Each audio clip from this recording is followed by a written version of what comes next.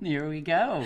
Hello, and welcome to our very first episode of CX Confessions, a monthly live stream series that we're hosting now to bring in CX leaders to talk about the real stories of what it's like to lead customer experience for business today. Yeah. My name is Rhonda Hughes. I'm really curious where you're joining us from today. I am the director of social media at SurveyMonkey, and I'm really excited to have my friend and colleague, Christine Reimer, here with me today. She leads CX here at SurveyMonkey. Do you want to tell a little bit about your role? Yeah, so I joined SurveyMonkey in 2016, and we'll touch on that later, but my first charter was to stand up a voice of customer team. Led a number of teams, including product marketing, over the last 2 years, and as we moved into 2020, I moved back into a full-time role on leading customer experience and advocacy. So I am at the beginning of the journey in this chapter. And so I'm excited to share true, authentic, real stories of what I'm excited about and what scares me and keeps me up at night, and be able to have that conversation with all the folks that I've already met and look forward to meeting who also lead customer experience. That's in a nutshell what you'll be getting from us today. So I wanted to start this episode with, the format for this going forward would be that we bring in a CX leader from various organizations, B2C, B2B, to talk about like the real of what running customer experience is for a brand.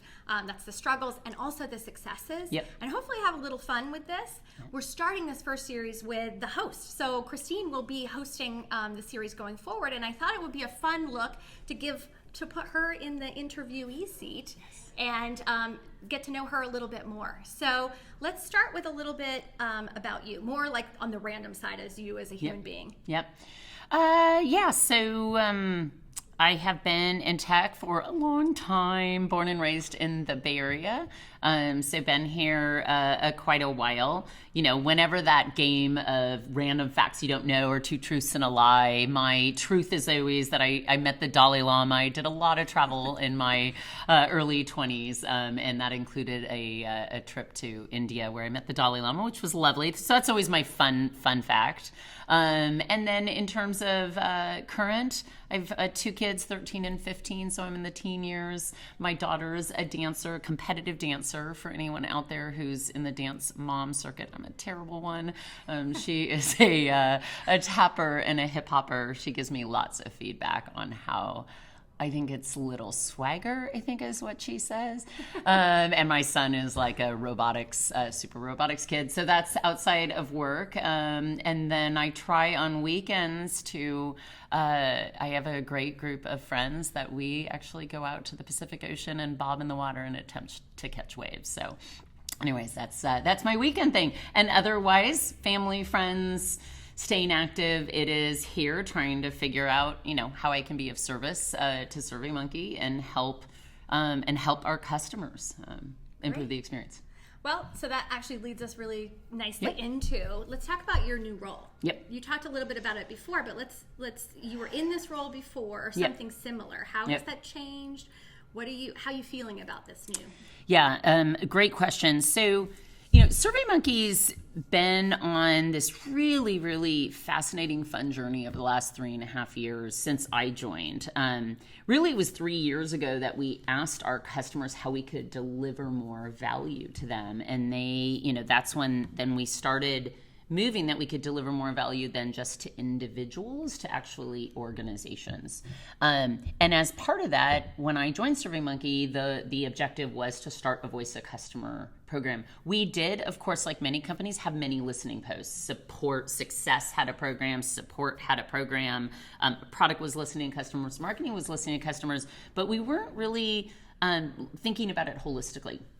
So in 2017, along with other teams, that was my charter.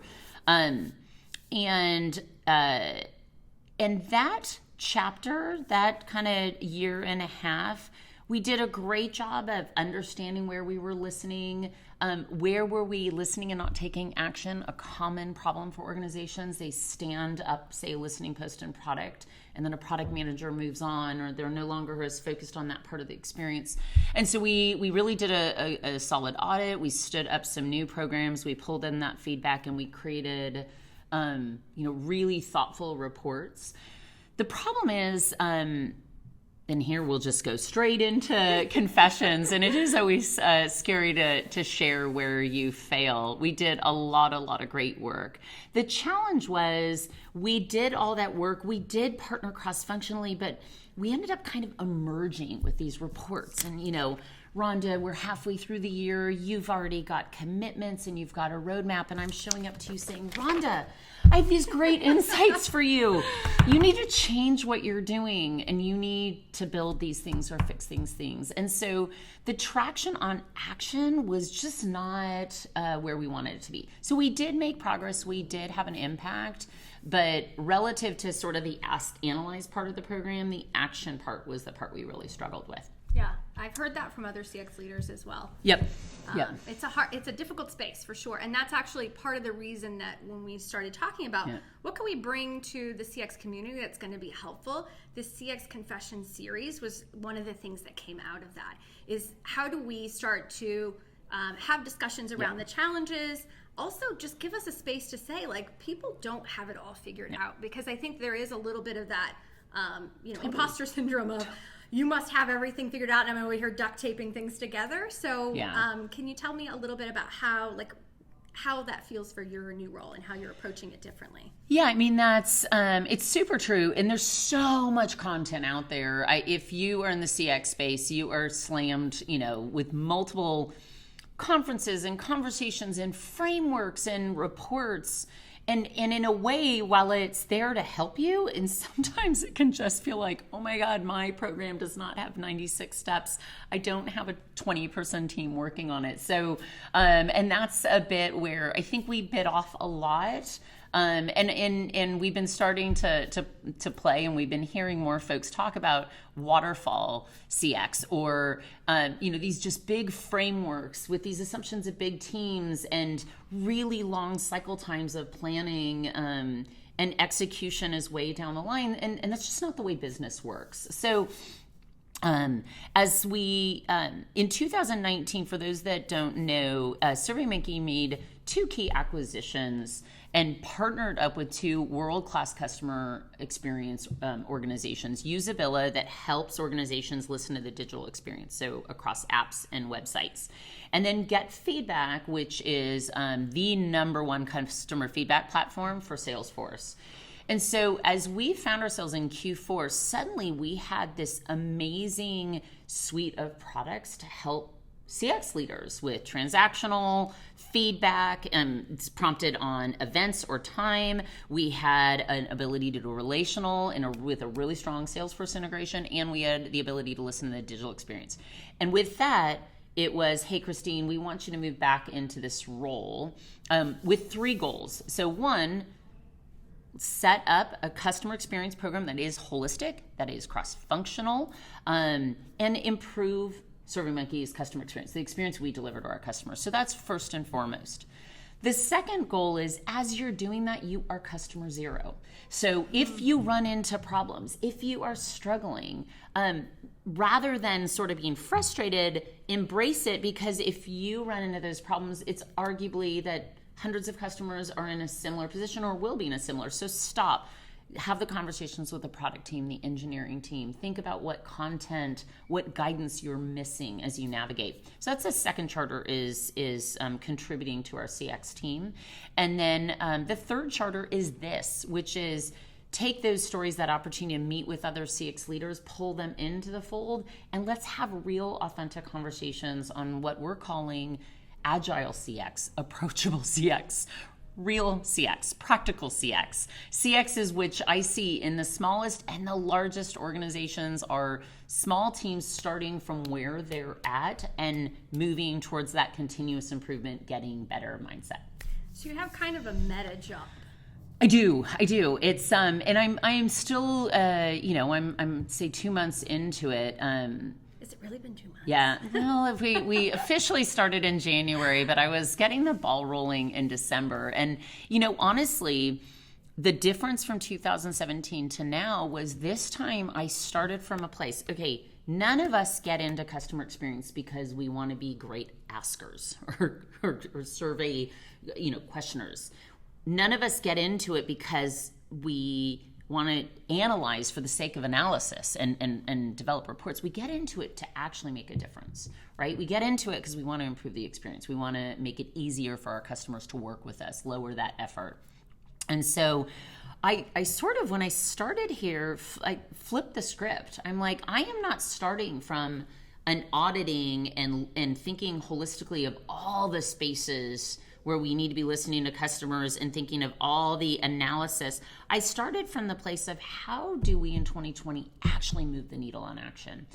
And that meant starting with a roadshow of the most senior leaders. So it was sitting down with our CEO, Xander, first, and asking Xander, in the meetings you run, in your staff meeting, how could customer feedback at scale, in the moment, real time, how could you bring that into your meeting to help make decisions more confidently with regards to growth and innovation? So he is running a team of leaders, and so where could customer feedback help him make better decisions? To the product team, same thing. What are you working on this year? Where's your focus, and how can we make sure you have that feedback accessible so that you can make better decisions to drive growth and innovation?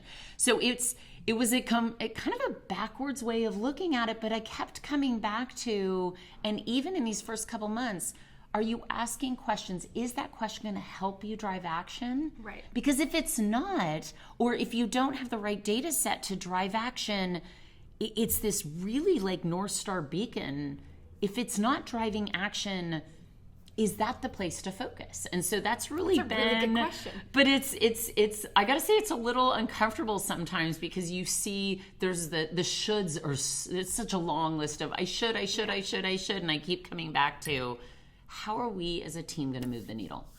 I think that's a really interesting approach. I mean, I've seen you doing this in other roles too. So I've worked with Christine for 2.5 years now, and I will say she's the most process-minded person. Like, I learn something from her every day, and so it's been fun working on these kinds of projects with you. But you're going to the teams, instead of saying, here's all the data, you're saying what data you need to start building that credibility and building that trust within the organization. Yeah, absolutely. And it is now, that makes a great sort of narrative.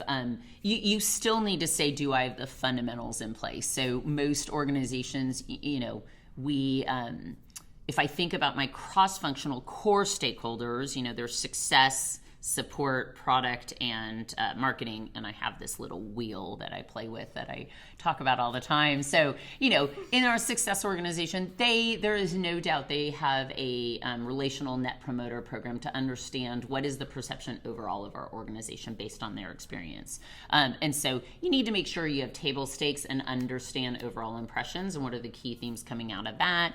Your support organization, you want to make sure you have understanding that agent experience and the digital experience product. Product is really the space where I flip the script the most of saying, what are you working on? We're still going to bring you those top insights, but what are you working on? How can we be of service? And then marketing, same thing, whether it's events or their website, where can I, it's really thinking about the customer experience role as how can I be in service to you? My job is not, I have the hub and spoke job. I'm the rallying cry. I pull folks together. I partner with an analyst, and I partner with our business systems teams on the integrations. But we are in service of our business leaders to make better decisions with access to customer data by listening to the voice of the customer. Listening to customers. There you go. That. Imagine that. Listening and acting. There's, this is the big debate, Well, that closed loop for sure. So we had this amazing dinner that you put on last week. Do you want to talk a little bit about that? Because I think a lot of the themes that you're talking about in your own role, I heard echoed through being a part of that dinner. Yeah. So as we thought about goals, improve the customer experience at SurveyMonkey, the best way I know how to do a good job in any role I'm in is I listen to the experts out there. I listen to those who are doing the same thing. I pick up insights all the time. And so as I thought of that, as I thought about how to improve our product and how we are in service of CX leaders and how we can inspire customers, the first place I started was like, where are my peeps? Where's my community? Because I've gone to conferences and I'm always looking for those folks running a holistic CX program. So I started just sending emails to friends who I knew run CX at their various organizations, at Lyft, at Box, at Intuit, at HP. Who else was there? VMware, Seagate, and just started. And then others would introduce us. Hey, I think he or she would really benefit too. So 12 of us gathered for dinner last Thursday night with a couple SurveyMonkey folks. And in the spirit of in service, we let our guests choose the topic. So we did survey them. We asked them what would be most valuable. And they said, I would love to understand other folks in the room. What are their goals? How do they measure their program? Measurement. It comes up all the time. And then what's your number one challenge? And so we then ran a survey, and all the guests filled out ahead of time, here is my goal, here are my goals, here are my metrics, and here's my number one challenge. And so as we gathered, there was... everybody had copies of each other's goals and challenges, and the conversation was this amazing, and you were there, 3 hours of just like, some of those belly laughs where you'd hit these moments that folks all had in common. So it was just this great camaraderie, and it's like we're all in it together. Yeah. And that's the first of hopefully yes dinner series. Oh no, actually I just booked New York April 29th. It's a Thursday night, if I'm getting my dates right. April 29th will be our next CX Leaders Dinner in New York, and then we'll do the next Bay Area one in May. And we're also starting to think about how do we be a better partner to CX community as a whole to start to facilitate that conversation, both through the dinners and then what element of online that we can do. And that's, I love community. I love the co-learning. I see a lot of parallels with the social space in that things are evolving so quickly within CX, and it looks so different from company to company that there's really that need to find your people, both for like knowledge share, but then also more for like that, oh my gosh, I'm not in this alone, and like there's something about that connection that is on an emotional level that I saw at that dinner that was just super rewarding for us, for me to be a part of. I agree. What was one of you have said repeatedly, you were looking for your peeps in social, and that world, but that you're not an expert around customer experience, but you're kind of learning. What did you observe from the dinner? What was one of your takeaways? I think one of the things that was so surprising to me, and again, I'm not a CX expert, so I am like a sponge, fly on the wall, trying to understand the most I can about you and the audience that we're trying to help, because that's how I can add value, is the more that I can understand you. Absolutely. So I think one of the big things was just how varied where CX reports into lives, like how varied the role is and how complex it is. So I talked to several people who were chief of staffs, a couple that reported into finance, and others that reported into marketing. So it was just all over the place. They were responsible for certain pieces. They had a cross-functional team that did the actual data collection, others that did operations. And so for me, that's an opportunity for us to provide some guidance and some support, is how do we look at this at scale using things like, surveys. And so we're actually going to be launching today a peer survey for the CX community that looks at things like, what's your role? Who do you report into? What's, how big is your team? Where do you find information currently? Who do you trust as resources? Absolutely. What are you looking for in community? Do you feel like you have good connections? So that's all in this beautiful little survey that we're going to be launching today. Super, super excited. So Rhonda did this, what, was it 2 years ago, a year and a half ago? Just last year. So Rhonda had got together with other social leaders of some of the top organizations and noticed something similar. How big are you? Are you individual? Do you have a team? Where do you report into?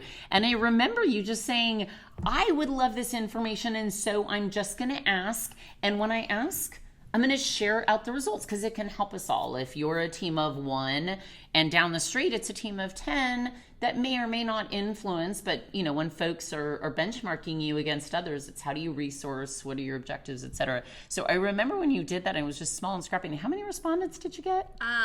Over 400. It was amazing. And then what was awesome about it is she shared back out the results, and it just created a sort of reinforce. So that is what we're hoping for. We're going to launch, I'll be launching on my LinkedIn network, which is Christine Reimer, as well as through SurveyMonkey. And we're looking for CX professionals to just answer 20 questions, and then we will share back out the results to help you think about your own benchmarking. And really it is in service of CX leaders of how can this help them navigate their organizations.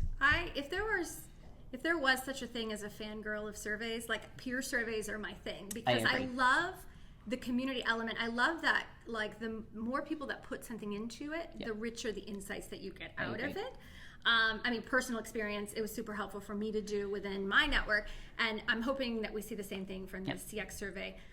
We also, if it's successful, I'm like a sunny side kind of gal, so I think it will be. If it's valuable to the community, we will look at doing these again. So one of the questions in there is like, what else would you want to know? Yeah, absolutely. And so this is a process that we want to make you a part of. So I would love to see in the comments the kinds of questions that you would want us to see.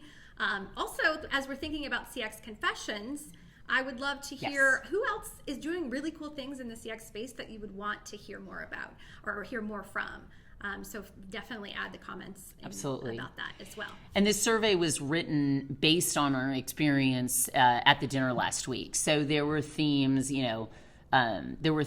around, someone was asked, what are the top 3 priorities for customer experience? And he said, culture.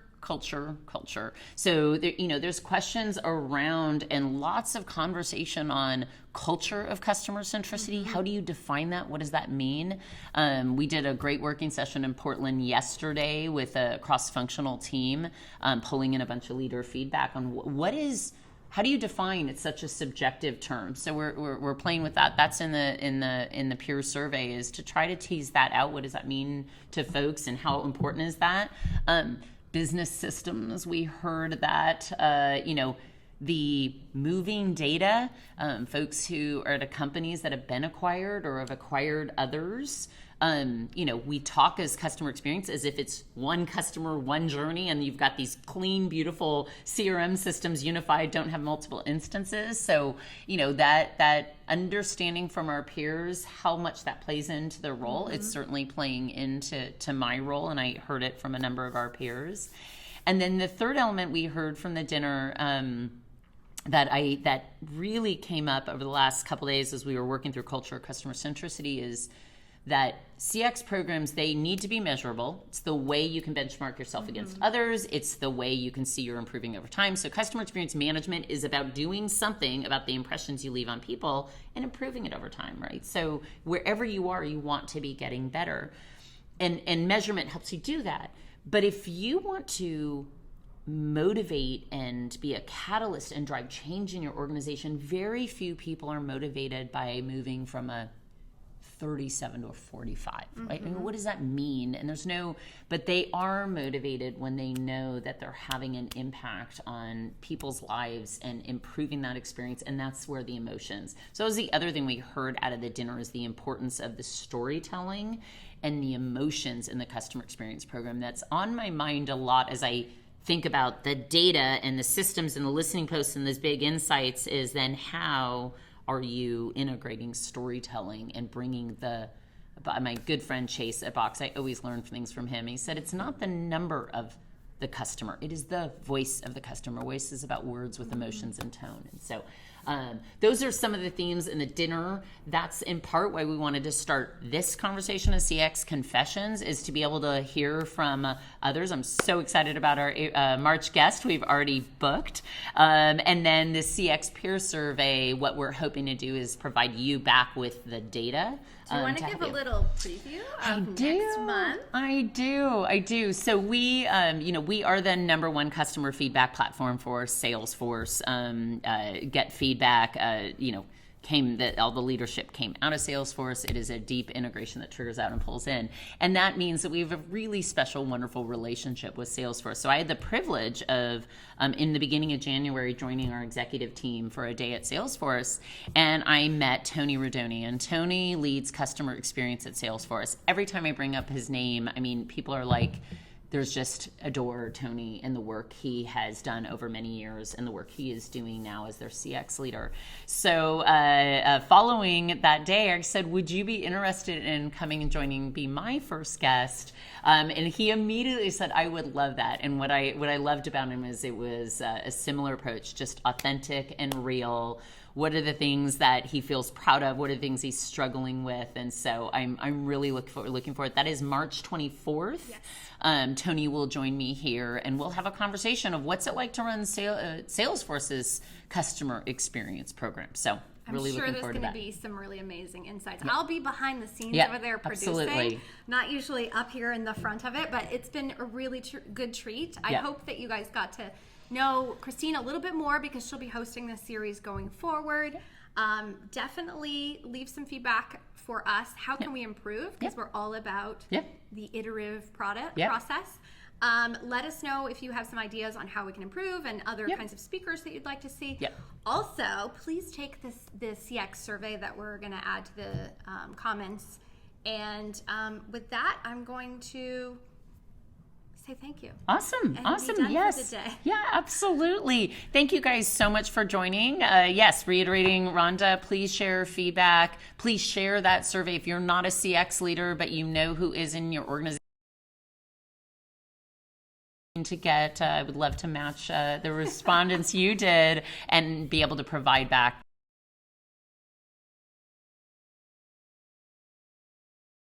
joining the first episode of CX Confessions. As a reminder, this will be a monthly series, so make sure that you're following us on our social channels so that you get notified of the next one.